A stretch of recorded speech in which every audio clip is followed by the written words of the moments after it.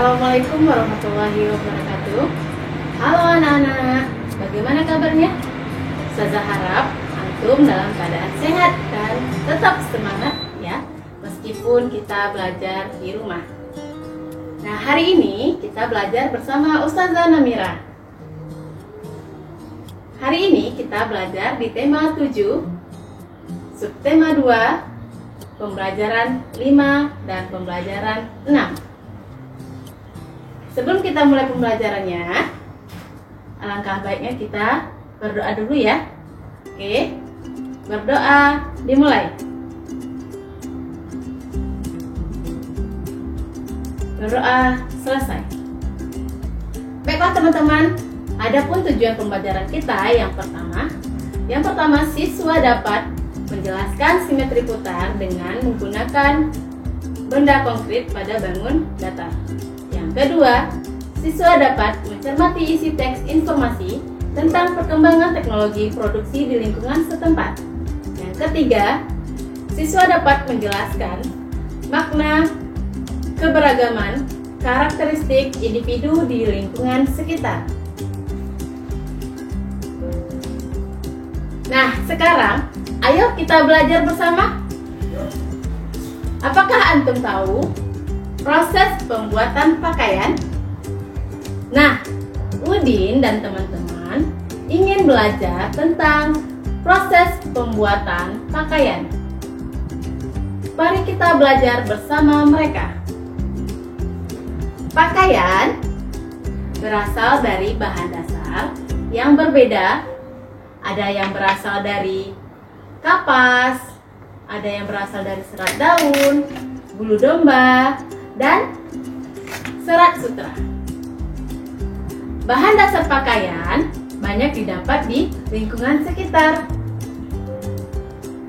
Petani menyediakan kapas, berbagai jenis daun, bulu domba disediakan oleh peternak domba.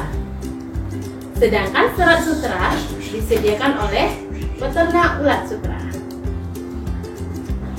Bahan dasar tadi dikumpulkan, dibawa ke pabrik pemintalan. Kemudian dipintal menjadi benang, kemudian menggunakan mesin-mesin alat yang canggih. Benang yang telah dipintal dibawa ke pabrik kain, ya, ditenun menjadi selembar kain. Mereka menenun dengan mesin modern, ya. Kemudian kain yang sudah jadi dibawa ke tukang jahit. Penjahit menjahit kain, ya, menjadi baju, ya, baju seperti yang kita pakai.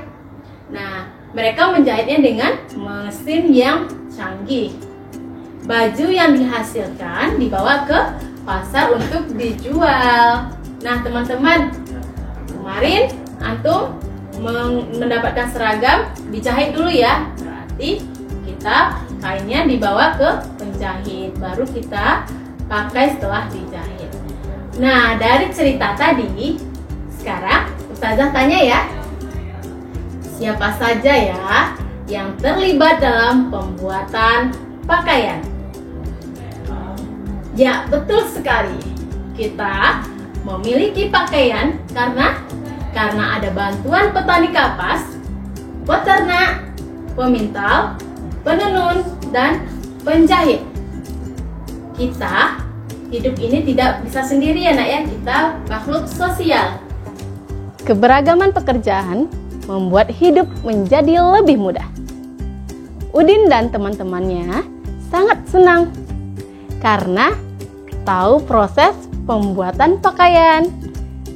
Sekarang Udin ingin belajar tentang pakaian profesi. Antum tahu nggak pakaian profesi itu apa? Masya Allah, luar biasa. Antum hebat. Ya, pakaian profesi adalah pakaian yang digunakan oleh profesi tertentu. Nah, pakaian tersebut biasanya digunakan saat mereka bekerja. Nah, pakaian profesi itu banyak jenisnya. dokter, tentara, polisi, pilot, dan masih banyak lainnya. Pakaian profesi dikenakan sesuai keperluannya. Misalkan, dokter memakai pakaian dokter praktek. Yang kedua, Pak Polisi menggunakan seragam pada saat dia bertugas. Nah, antum pernah melihat polisi kan di jalan? Nah, mereka menggunakan pakaian seragamnya pada saat dia bertugas. Kemudian, pakaian profesi ini tidak digunakan setiap saat ya. Setelah mengetahui berbagai pakaian profesi, mereka ingin memakai pakaian profesi sesuai cita-cita mereka masing-masing. Setiap antum pasti ingin memiliki cita-cita yang berbeda kan? Ada yang ingin jadi dokter, ada yang jadi pilot, ada juga yang menjadi perawat. Nah, menurut antum, bagaimana sikap yang harus dilakukan ketika memiliki cita-cita yang berbeda dengan teman-temannya? Masya Allah, antum luar biasa. Kita harus tetap saling rukun, menghargai ya. Nah, Udin dan teman-temannya mempunyai cita-cita berbeda, tetapi perbedaan itu tidak membuat mereka terpecah belah. Nah, mereka berbeda tetapi tetap rukun, damai. Seperti semboyan Bhinneka Tunggal Ika. Walaupun berbeda-beda tetapi tetap satu jua. Masih ingat nggak antum dengan motif kesayangan Ibu Udin? Salah satu bentuk motifnya berbentuk persegi. Sekarang ikuti langkah-langkah berikut ya. Pertama, gambarlah persegi di atas kertas lipat dengan panjang sisi 10 cm. Selanjutnya, guntinglah gambarmu dengan rapi. Beri huruf A, B, C, dan D pada setiap sudutnya. Ciplaklah bangun persegi di buku gambarmu. Beri huruf A, B, C, dan D pada setiap sisinya juga. Tentukan titik pusatnya dengan cara menarik garis pada titik sudut yang saling berlawanan. Kemudian, buatlah titik pada pepotongan garisnya. Letakkan kertas tersebut tepat di atas gambar persegi yang kamu buat. Pada posisi awal, titik A berhimpit dengan titik A, titik B berhimpit dengan titik B, dan seterusnya.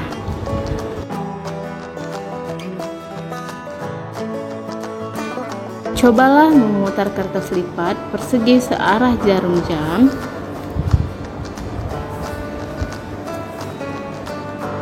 Cobalah putar lagi sampai menempati posisi awal sesuai huruf yang telah antum buat.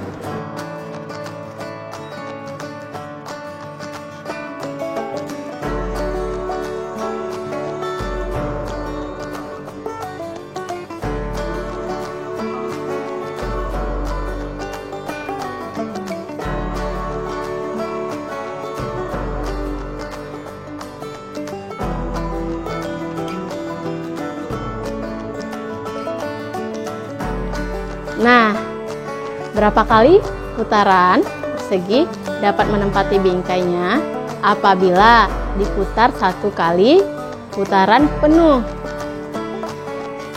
Ya, benar sekali. Ada 4 kali putaran.